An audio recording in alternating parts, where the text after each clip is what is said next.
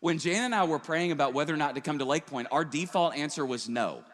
We had said no 3 times, and I was a pastor at a church in Nashville there. God was doing incredible work.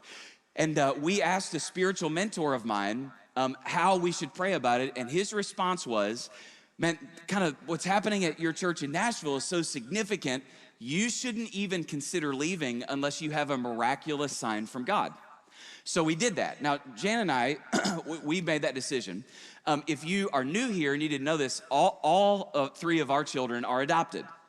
So we made this decision that we weren't going to tell any of our kids that we were praying about it, just because sometimes adopted children, well, sometimes they deal with change differently than other people. We had one time we got a new stove and one of our kids cried for a week, it's just a little different. So we were like, we're not going to say anything about this. We didn't say anything. Well, one morning while we were praying about this, our oldest daughter, Eliana, was 8 years old at the time. And remember this, at the time of this story, she'd been a Christian for 8 months. Now, let me ask you this question. When a young person becomes a Christian, do they get a JV Holy Spirit or do they get the whole thing? Whole thing, okay. So Eliana comes down the stairs while we're praying about this, looks at me and Jana, and she says, are we moving to Texas? And I looked at Jana and I said, you blew it. You blew it. And Jana's looking at me and she's going, you blew it. Was it you? And we kind of exchanged glances and we realized, okay, neither of us did it. So then we looked back at Eliana and we said, what makes you say that? Now remember what the passage we read said. It talks about dreaming dreams and seeing visions.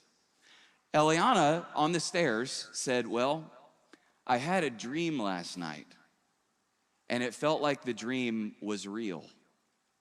And in the dream, Daddy moved to Texas to be a pastor. And then she went on. Now, before I tell you the last part, we were in the process of trying to adopt our son, Hudson. We were approved, I think, in 48 states, and we were waiting for a phone call, and we hadn't got one. It was very odd.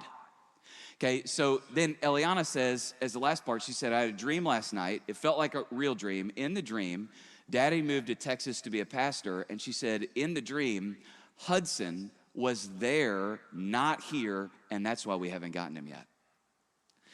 Now, within 1 week of Eliana saying that, so in less than 7 days, we got our first phone call from the adoption agency about a boy that was a possibility for us to adopt. Remember, we're approved in 48 states.